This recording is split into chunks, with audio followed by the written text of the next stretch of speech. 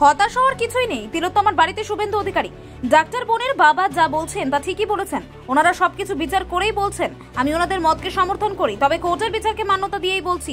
Doctor বোনের এই নৃশংস ঘটনা এটা বিরলতম ঘটনা। মমতা বন্দ্যোপাধ্যায় নাটক করছেন, ভোটের রাজনীতি করছেন।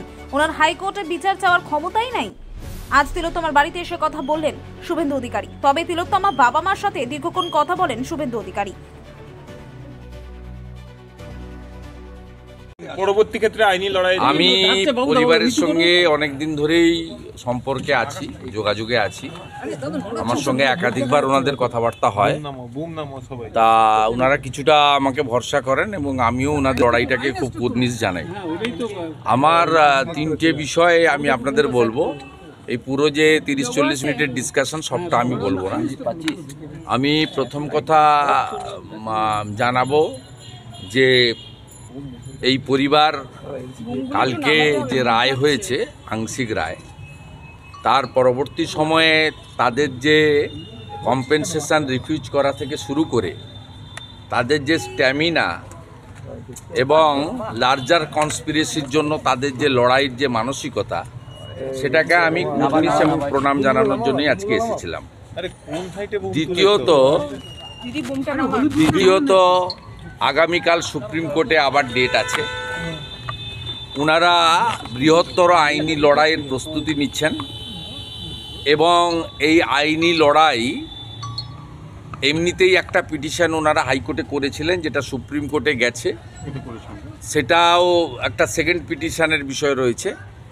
সামগ্রিকভাবে একটা বৃহত্তর আইনি লড়াইতে আমাদের ভিকটিম পরিবার, মানে আমাদের ডাক্তার বোনের পিতা মাতা এবং তার পরিবার, তার শুভানুধ্যায়ীরা নিয়েছেন আরও বৃহত্তর আইনি লড়াইতে যাবেন। তাতে আমি তাদের বাড়িরই একজন হিসেবে মনে করি আমি তাদের সাথে থাকব এবং পূর্ণ সমর্থন সহযোগিতা তারা যেভাবে সহযোগিতা চাইবে সেটা আমরা করার আমি চেষ্টা করব আমার সীমাবদ্ধ ক্ষমতার মধ্য দিয়ে। আর তৃতীয়ত,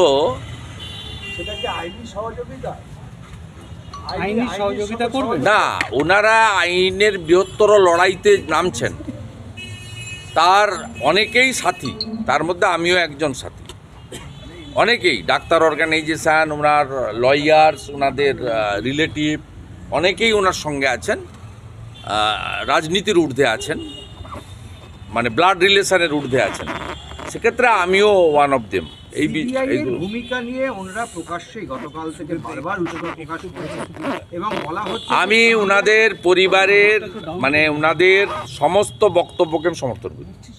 সিবিআই নিয়ে কি আমি বলি, বিষয়টা নিয়ে ওনার পিতা মাতা যে লড়াইটা দিচ্ছেন, এবং তিনি শুধু সিবিআইয়ের পার্ট নয়, সামগ্রিকভাবে এই রাজ্যের মুখ্যমন্ত্রী, পুলিশ মন্ত্রী, স্বাস্থ্যমন্ত্রীর পার্ট, সব মিলিয়ে ওনার প্রত্যেকটা শব্দ বাক্য যা উনি বলেছেন আগেও, কালকেও, আজকেও বিভিন্ন চ্যানেলকে বিভিন্ন জায়গায়, গতকালও বলেছেন, তার আগে চার্জ ফ্রেমের দিন বলেছেন, আমি তার সবগুলোকেই আমি পার্সোনালি সমর্থন করি।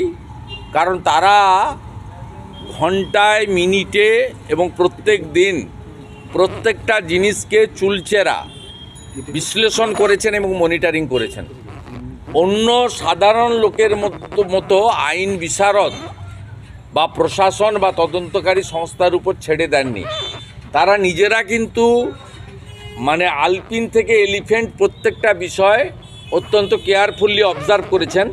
তাই ডাক্তার বোনের বাবার যে বক্তব্যগুলো খুব মিনিংফুল এবং অত্যন্ত বাস্তব বলে আমি মনে করি। এবং তিনি যে অভিযোগগুলো যার সম্পর্কেই করছেন, রাজ্যের মুখ্যমন্ত্রীর হঠাৎ লাফিয়ে কোর্টে চলে যাওয়া, সেটা নিয়েও উনি যা বলছেন তার যুক্তি রয়েছে। কারণ মুখ্যমন্ত্রী পুলিশকে দিয়ে টাকা পাঠিয়েছিলেন, মুখ্যমন্ত্রী আত্মহত্যা বলে চালাতে চেয়েছিলেন, মুখ্যমন্ত্রী প্রকাশ্য সভায় 10 লাখ তো দেওয়া যেতেই পারে বলেছিলেন, মুখ্যমন্ত্রী নির্মল ঘোষকে পাঠিয়ে সঞ্জীবকে দিয়ে তাড়াহুড়া করে পুড়িয়েছেন, রিপোস্টমর্টম করতে দেননি, মুখ্যমন্ত্রী অতীন ঘোষকে